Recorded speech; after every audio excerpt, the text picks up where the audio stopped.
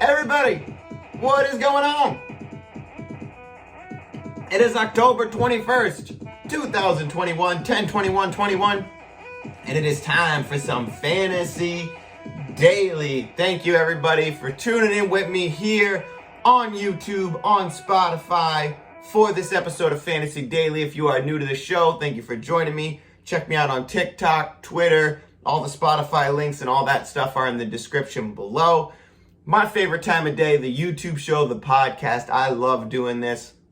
If you guys are over here from TikTok, you found me on the lives or anything like that, thank you so much for tuning in. I really enjoy doing those TikToks at night. A lot of good feedback on there, a lot of good, questions coming through. So really fun to get on there, do that stuff with you guys. So I'm really, glad you joined me with that. Glad you joined me here. Thank you so much for tuning in. And here we go. We are going to break down some stuff. I got some awesome, I'm excited for today's show. I really am. I got news for you, like always, got to have the news section. Then I got a viewer question, which I actually got a really great question last night on my YouTube video. So I'm going to start probably doing that a lot. So if you guys want to have your questions answered, go ahead and drop them in the comments below. And not only will I answer you in the comments, I might have you on, I might put you on the show and, have your question read on the air. Because a lot of times I get questions that are like trade questions, but sometimes I'll get a question like, oh, how do you feel about this player for the rest of the season? So if you have a question like that, this is a great place for me to do something like that, because that one player, could be on it could be on, a ton of different teams, and whatever view I have on that could reverberate through however everybody's feeling. Whereas like trade questions are really team specific, very, very team specific. So yeah, that's going to be cool. I like that. We got the Thursday night preview because, of course, we got football. Cleveland and Denver tonight. We got football. So excited for that. And then also I got a little section called Low-Key Starts. It's Thursday, so it's Low-Key Starts. And then one more bonus section for you. A lot of sections. I'm going to get through them, though. I promise. Spotify, I'm going to try not to cut you off today. I promise. I've been doing that like 4 times where the show goes over a half an hour. And if you guys are on YouTube and you haven't subscribed yet, please do. I usually don't try to say subscribe to the channel, but I'm trying to get to 50 followers or subscribers on YouTube so they'll let me live stream.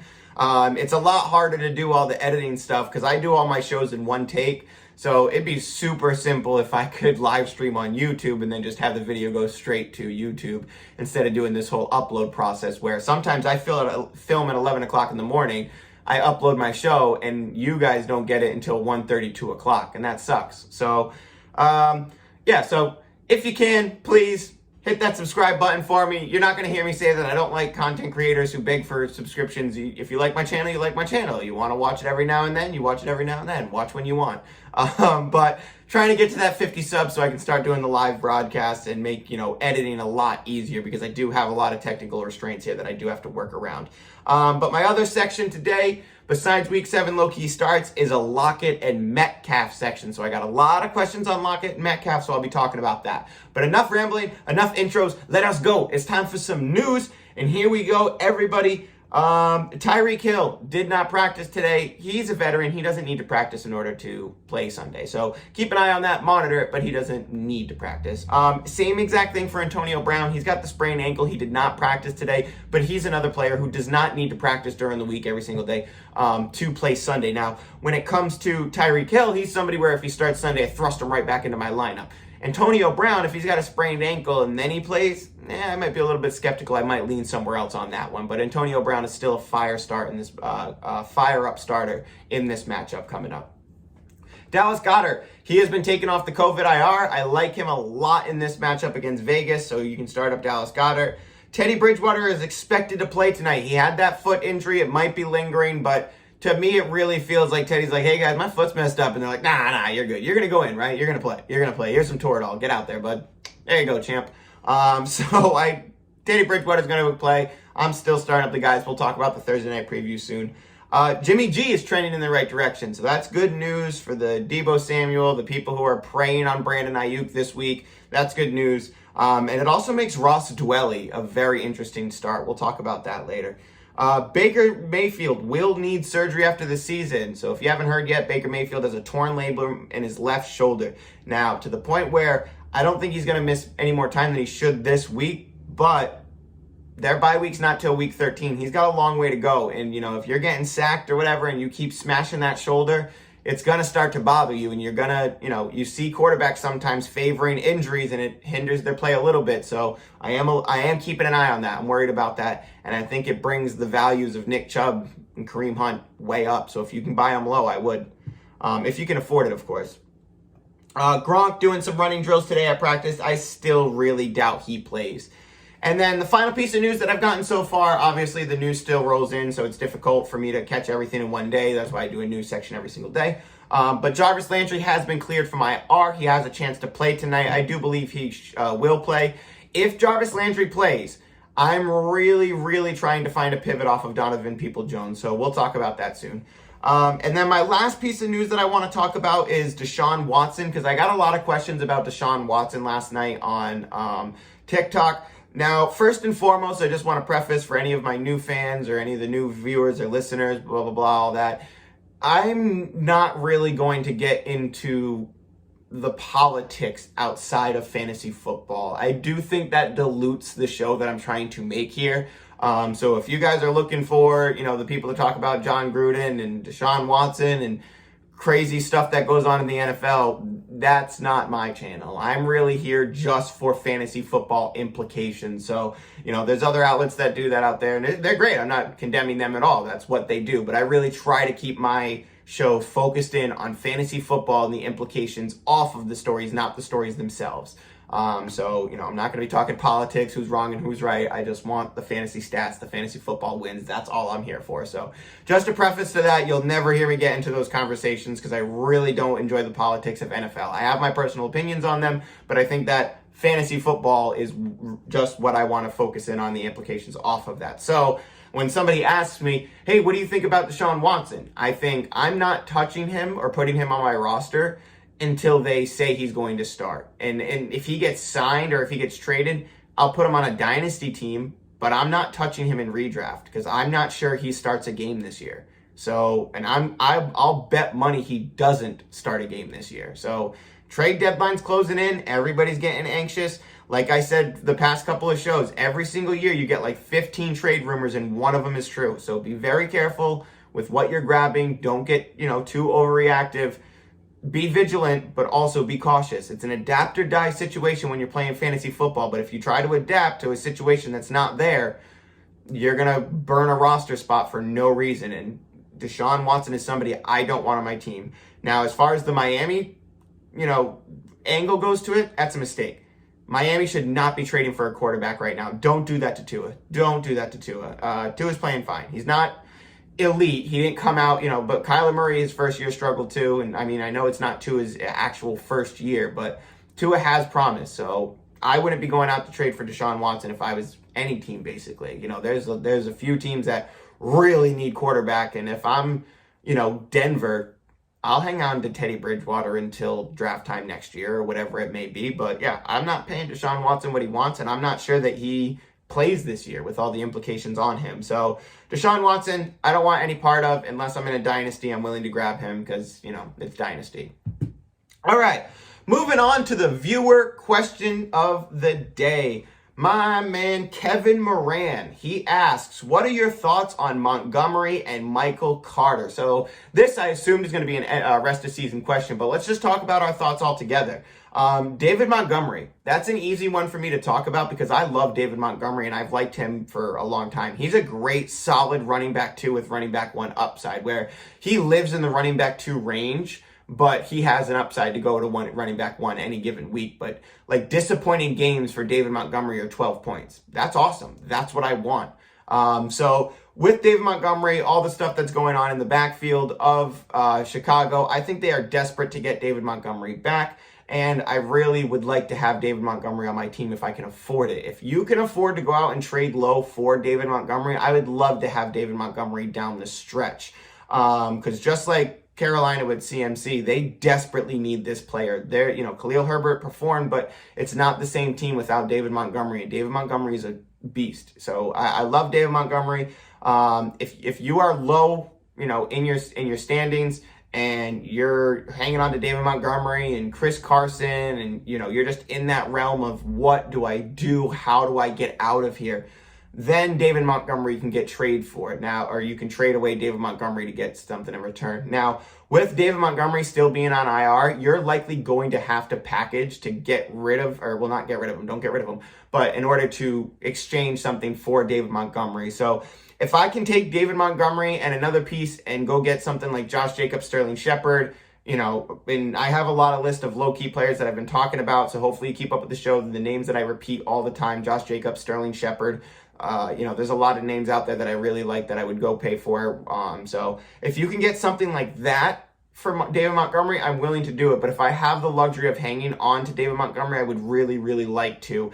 And if you're somebody who's in first place, second place, you almost guaranteed a playoff spot, you really know how your league works, and you can afford to go get David Montgomery, I would do that. I would definitely do that because you can grab him, stash him on your IR, and now you got a free bench spot until he comes back. And then when he comes back, you got a guaranteed running back too.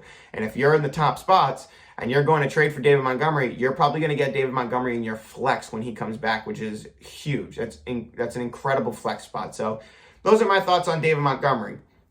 Michael Carter, Kevin Moran also asked, what are my thoughts on Michael Carter? The talent is there. So what you're looking at and the eye test that you're seeing, your interpretation of his talent is not wrong. The only problem is it's the New York Jets. So I don't hate the Jets. I don't want to sound like I hate the Jets. They're a team struggling to find their identity is probably the best way that I can put it, is that you can't really say on any given week what that team does. Like Buffalo, they pass. Tennessee, they run. Like certain teams, you can say like, okay, I guarantee this is going to happen. Whereas any given week, the tight end, the wide receivers can disappear. The running backs can disappear. And not only that, Michael Carter looks to be extreme touchdown dependent. Now, don't get me wrong. If you're in a deep league, 14-team league, and you're putting him in your flex spot and he's giving you 7 points, that's not awful. I don't hate that at all. But with Ty Johnson stealing work from him, I would really like to avoid the New York Giants backfield if I can. I would much rather have like Mike Davis over Michael Carter rest of season for sure. So even though they're lower end guys, if you could make that swap, I definitely would.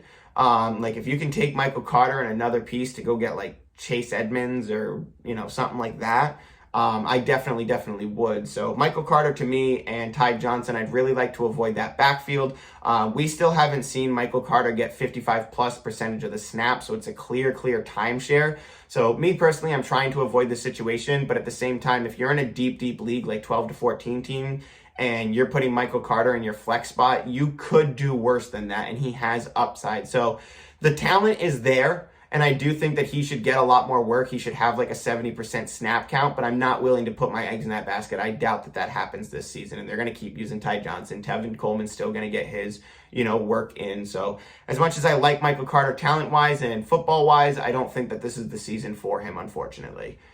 So moving on. Getting into the Thursday night football game, we got Cleveland, we got Denver. Baker Mayfield is out.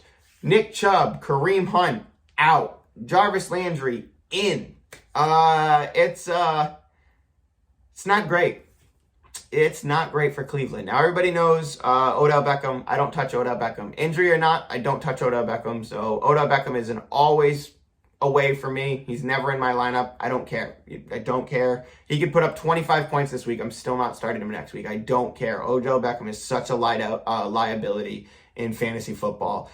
With that being said, a lot of people picked up Donovan Peoples-Jones this week. A lot of questions about Donovan Peoples-Jones. And a lot of times last night, people were asking me, hey, do I start this guy or Donovan Peoples-Jones? And they were like really bottom-end guys like, hey, do I start T.Y. Hilton or Donovan Peoples-Jones? And I'm like, well, I don't expect T.Y. to play, so it's going to be Donovan Peoples-Jones. But now that Jarvis Landry has been cleared from IR and is expected to play tonight, I'm done. I don't want Donovan Peoples-Jones in my lineup. It's Jarvis Landry or that's it. And, I don't even want to start Njoku in this one. Denver hasn't been terrible on defense at all. So I really don't. And actually, I want to see what they are against quarterbacks. Where's Denver at? Yeah, Denver's at the bottom of the list on a lot of these things. Why can't I find Denver right now?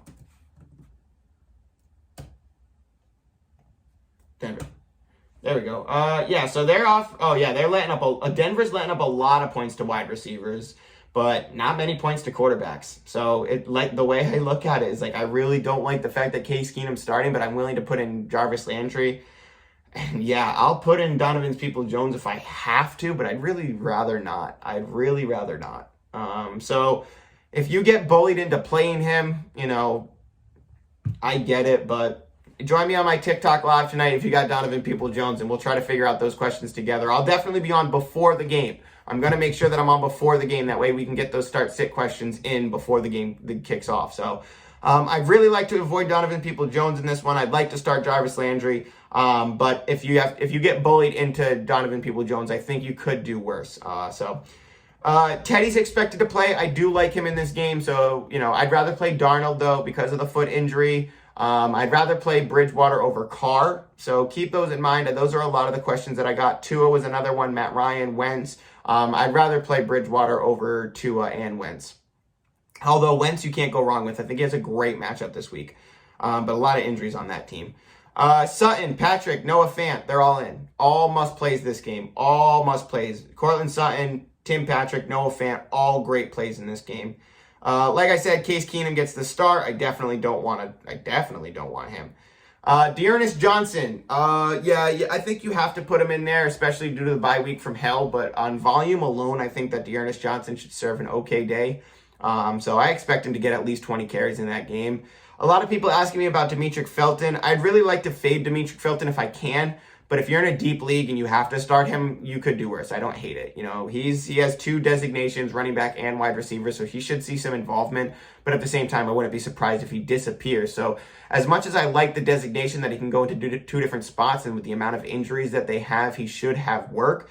It's very murky for me because I really don't want to start Dearness Johnson. The only reason I'm doing it is out of the rule of necessity, where the volume has to be there for him. So I don't want to start Demetric Felton. I'd rather find some different options if I can. Like I'd much rather start Mike Davis if I can. I'd rather start. It's tough. I'd rather start AJ Dillon than Demetric Felton. But yeah, I'd really rather move away from Demetric Felton if I can, for sure. The Denver running backs, I think they're both in play this week. I think you can play both of them for sure. All right. Moving on to Lockett and Metcalf. So these are my thoughts on Lockett and Metcalf going into week 8, week 7, and beyond. Now, their bye week is week 9. Russell Wilson apparently back week 10, more like a week 11.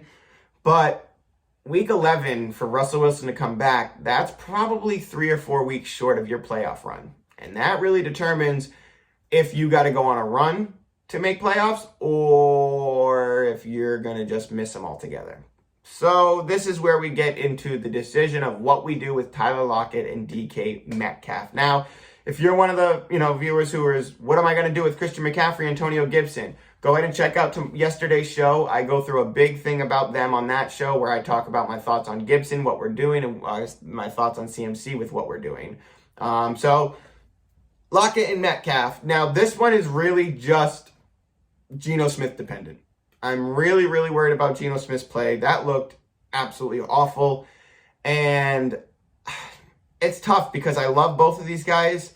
But right now, if I'm the manager of these teams, even if I'm in first place, I'm moving them. If I'm in last place, I'm moving them to get myself out of last place. So with that, I'd like to keep Metcalf over Lockett. So if I can keep Metcalf, I do think he has a much safer floor, and he's a lot more unlikely that Metcalf disappears like Tyler Lockett can. So I'd like to keep Metcalf if I can, but if I'm in a situation where I have to get rid of him, or if I'm at the top where I want to pivot off of him, I totally understand doing that.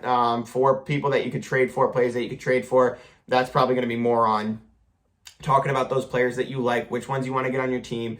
You know, players that I like, Deontay Johnson, Sterling Shepard, Jamar Chase. You know, there's a lot of wide receivers out there, DJ Moore, Deebo Samuel. There's a lot of wide receivers out there that I think are kind of like medium tier right now that could return to end of season value for sure. So I'd like to move off of Metcalf and Lockett if I can. Metcalf over Lockett, but I'm very, very worried. If you're in a spot where you need to move on one of these players, you really probably have no choice. So the only issue is with it that you're selling Lockett below value.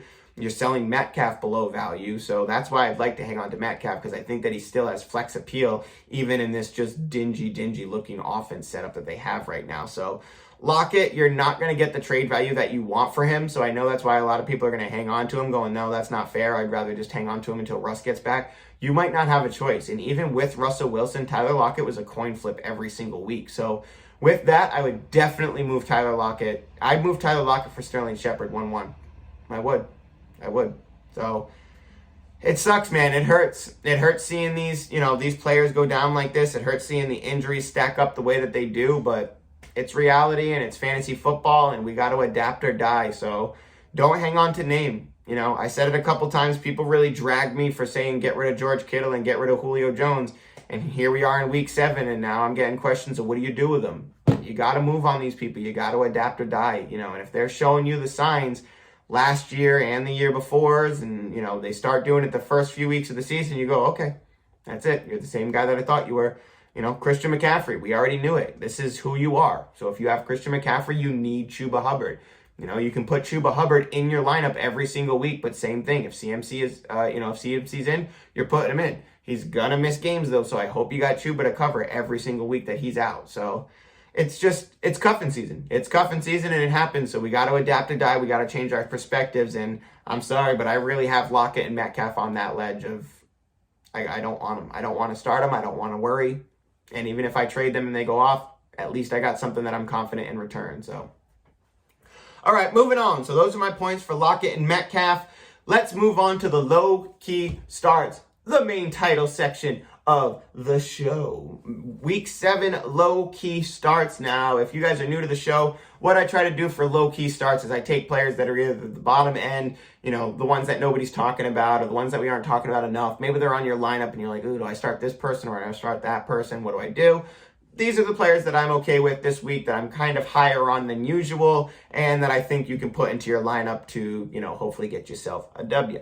So my quarterbacks, we've been talking about them a lot all week, and I'm going to go with Teddy Bridgewater and Sam Darnold. Teddy Bridgewater's got a great matchup. I don't like that his foot's hurt, but hopefully he can sling the ball to Cortland Sutton, Tim Patrick, Noah Fant, get the running backs involved, and beat up Cleveland, which I think they have a chance to do tonight.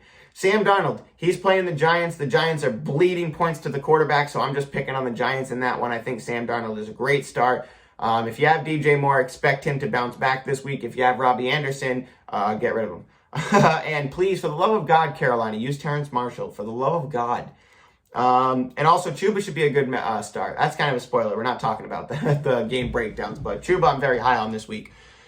On running backs, I got Arizona running backs this weekend. They're playing against Houston. Houston's very generous to the running back position. So I think Chase Edmonds and James Conner are definitely both in play this week and should have good weeks. Mike Davis versus Miami. This is one I don't really like that much. I'm not high on it at all, but at the same time, when you look at the matchups, you look at the stats, there's a chance Atlanta pulls away in this one. Now, Atlanta sucks. So, they always do the thing where, they do really well, and then Miami will come back and score 25 points in 12 minutes. But I think that Mike Davis is worth a start in this one. He should catch passes out of the backfield. He should be involved. Calvin Ridley's back, so Mike Davis against Miami, he should be in this one. And honestly, if Mike Davis doesn't show up in this one, then he is a firm drop next week. Firm drop. If Mike Davis doesn't show up against Miami, it's all done for Mike Davis. No way would I want him. He turns into Myles Gaskin this week. Miles Sanders versus Vegas. Obviously, he's a little bit higher up there, but he's been somebody that we've been skeptical on for the season. A lot of people were kind of throwing him kind of down the well, he's in the Chase Edmonds range now. And I've been saying it for a while. He's one of the most talented players on the team, and they just don't use him enough. So the fact that they started using him later on in that game last week and he was bullying ahead, I really hope that Miles Sanders shows up in this one. Vegas has been pretty nice to running back. So Miles Sanders, I think, is a good start in this game.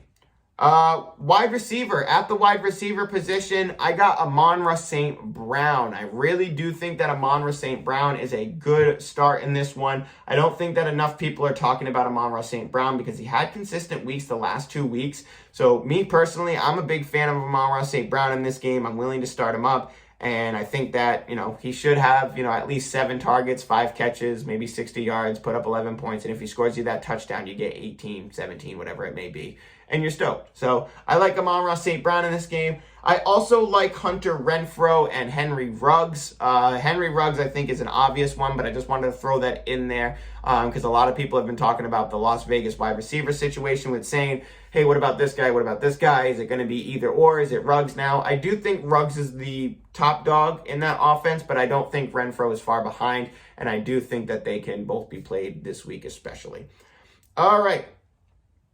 Tight end.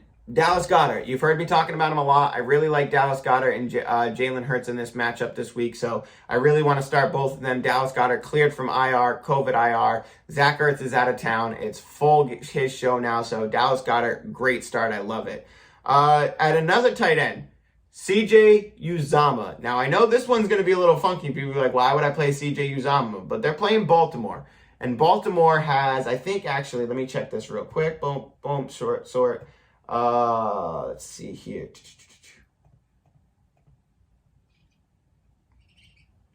Where's my Baltimore here? Baltimore. Yep. So Baltimore is currently third in the league against tight ends. Third in the league against tight ends. But to put that into perspective, let's see where they are at against quarterbacks. They're 22nd against quarterbacks, but 23rd against tight ends. So Jalen Hurts, you're going to be running around a little bit, but Dallas Goedert has been clearly a safety blanket for him in the past, him and Zach Ertz, and now Zach Ertz is gone. That's all Dallas Goedert's work. So I really like Dallas Goedert in this game. Where's Baltimore at against wide receivers? 26th against wide receivers. For fantasy points allowed, that is. So I really like Dallas Goedert in this match. I really do. I'm sorry, CJ Uzomah. I'm so sorry. I kept saying Dallas Goedert. That was CJ Uzomah that I was talking about against Baltimore. Now, I know CJ Uzomah had that one game where he had 2 touchdowns, so you're like, you got to throw that away. But, hey, the stars are kind of aligning here where if you need a deep reach, you could do worse than CJ Uzomah. And Joe Burrow's been killing it. So I really do like the idea of CJ Uzomah in this game if you're reaching deep for him. I'm sorry I said Joe Burrow on all that. Well, I'm sorry I said Dallas Goedert. Probably made that very confusing. This is why I need a co-host.